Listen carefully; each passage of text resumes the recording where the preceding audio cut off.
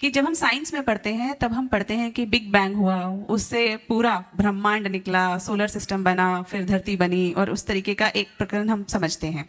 लेकिन जो जैन दर्शन है उसमें साइक्लिकल अप्रोच समझाई जाती है। तो क्या हम ये कह सकते हैं, क्या हम ये समझने के लिए समझ सकते हैं कि बिग बैंग एक साइकिल की शुरुआत है? देखिए, शुरुआत अगर हम मानेंगे तो बहुत बड़ी समस्या है। पर्टिकुलर एक साइकिल की शुरुआत हम मान सकते हैं, एक साइकिल की शुरुआत मान सकते हैं, पर्टिकुलर मान सकते हैं, लेकिन जो एब एटर्नल है, जो अनादि है, उसकी शुरुआत कहाँ? हम सब सवाल करेंगे कि जब उस पॉइंट पर शुरू हुआ उससे पहले क्या था? हाँ।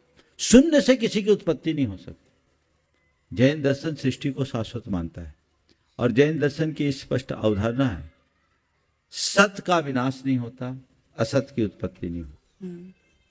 ना सतो विद्यते भावो, ना भावः विद्यते सतः। ये जैन दर्शन का अकाट सिद्धांत है, जो बड़ा वैज्ञानिक तथ्य है। तो इसलिए जैन दर्शन इसको अनादि निधन मानता है, शाश्वत मानता है। सृष्टि चल रही है, चक्र चल रहा है। पर्टिकुलर एक हम मान सकते हैं, अनेकांत की दृष्टि से हम मान सकते हैं। हालांकि ये भी हमारे शास्त्रों के अनुसार नहीं। जिस तरह की व्यवस्थाएं आपके डार्विन के विकासवाद सिद्धांत और गुणात्मक परिवर्तन के सिद्धांत ने बताया, वो जैन दर्शन में वैसा माने नहीं है। इस साइकिल की शुरुआत भी जैन दर्शन में है। भोग भूमि से कर्म भूमि और कर्म भूमि से भोग भूमि की ओर परिवर्तन का पूरा चक्र है, जो जैन दर्शन में काल चक्र की मान्यता है। और वो बहुत स्वाभाविक है और देख करके बड़ी तार्किक भी लगती है।